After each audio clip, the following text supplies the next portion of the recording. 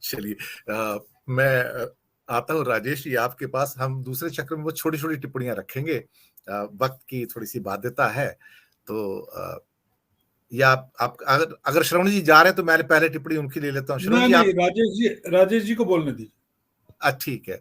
राजेश जी आपकी टिप्पणी लेना चाहूँगा। नेहा जी ने भी कुछ बात कही है, जी। गर्ग साहब ने भी कही है और विवेक जी ने भी कही है। स्थितियाँ बहुत देखिए, इस किस्म की हैं कि पैराडॉक्सिकल हैं, विरोधाभासी हैं। यहाँ पर अब सिर्फ इवेंट मैनेजमेंट होता है, बाकी कुछ नहीं होता है, ज़मीन पे कुछ नहीं होता है। हर चीज़ को एक इवेंट में कन्वर्ट किया जाता है, चाहे वो G20 हो, चाहे बजट हो। और एक वाक्य मुझे परेशान करता है, मैंने उसके ऊपर पूरा एपिसोड बनाया एक्चुअली, कि एक शब्द पिछले कुछ समय से लगातार बोला जा रहा है, प्रधानमंत्री जी बोलते हैं। मैं चाहूंगा कि उसके ऊपर आप थोड़ी सी टिप्पणी करें कि कोई भी इवेंट होती है, सारा विश्व भारत की ओर देख रहा है। G20 होता है, सारा विश्व भारत की ओर देख रहा है। बजट बिल्कुल आया तो कोई कहा कि सारा विश्व भारत के बजट की ओर देख रहा है। कोई आप भी ठीक कह खबर रहे है, हैं और ये दिनेश जी। 10-15 बार बोल चुके हैं प्रधानमंत्री जी पिछले 1 डेढ़ साल के अंदर कि सारा विश्व भारत की ओर देख रहा है। मुझे नहीं समझ आया कि सारे विश्व को कोई काम नहीं है क्या? जिनपिंग साहब खाली बैठे हैं, बाइडेन साहब खाली बैठे हैं, मैक्रो साहब को कोई काम नहीं है, सब दूरबीन लेके बैठे हैं, सब भारत की ओर देख रहे हैं। क्यों देख रहे हैं भारत की ओर? ऐसा क्या कंट्रीब्यूशन है भारत का दुनिया में?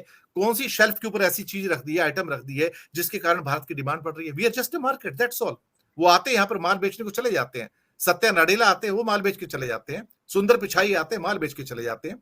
गर्ग साहब तो अभी अमेरिका से होके आए हैं। हमारी और कैनेडियन जो डायस्पोरा इंडियन, उसको डेली कैटर करती हैं। दुनिया क्या हमारी ओर देख रही है क्या? यही सच है क्या? ये हर चीज को एक इवेंट बनाया जा बिल्कुल। रहा है और यहाँ की कॉन्स्टिट्यूएंसी को डील किया जा रहा है। देखो दुनिया हमारी ओर देख रही है, लेकिन बाहर शायद हमें कोई पूछता भी नहीं है। राजेश जी। जी, दिनेश जी आप ठीक कह रहे हैं, दुनिया हमारी ओर देख रही है और दुनिया ये देख रही है कि हम 80-82 करोड़ हमारे लोग खाने के लिए उनको लाले पड़ रहे हैं, इसलिए आप उनको मुफ्त अनाज बाँट रहे हैं। जिन राज्यों में इस साल चुनाव हैं, उन राज्यों में 1 जनवरी से मुफ्त अनाज बाँटना शुरू कर दिया गया है, जो अभी तक नहीं मिल रहा था दिसंबर तक। तो दुनिया हमको देख रही है कि अदानी साहब क्या किस तरह के गुल खिलाते हैं। दुनिया ये देख रही है कि हमारे यहाँ किस तरह से सांप्रदायिक नफ़रत और दिलों को बाँटने वाली बात हो रही है। दुनिया ये देख रही है कि एक धर्मनिरपेक्ष देश में अब किस तरह से धार्मिक आधार पर उन्माद पैदा किया जा रहा है। तो दुनिया देख रही है।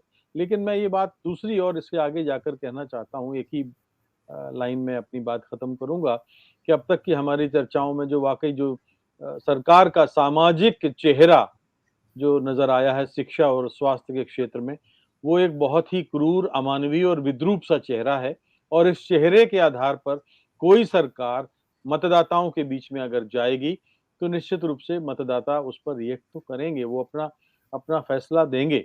आप अब मैं अमानवीय इसलिए कह रहा हूँ कि एक ही उदाहरण जो रह गया है, प्रधानमंत्री जी के नाम से एक योजना है। कोई महिला जब माँ बनने की तैयारी करती है, तो ये सरकार 6,000 रुपया दे रही थी कई बरस पहले।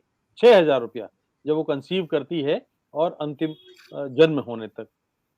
कोविड हो गया, सब कुछ हो गया, महंगाई हो गया, अब 6,000 तो खाली जाँच में खर्च हो जाते हैं। अभी भी इस बजट में भी 6,000 के 6,000। इससे ज़्यादा क्रूर और क्या रवैया हो सकता है? और इसलिए कि अनुच्छेद 21 क्या कहता है संविधान का?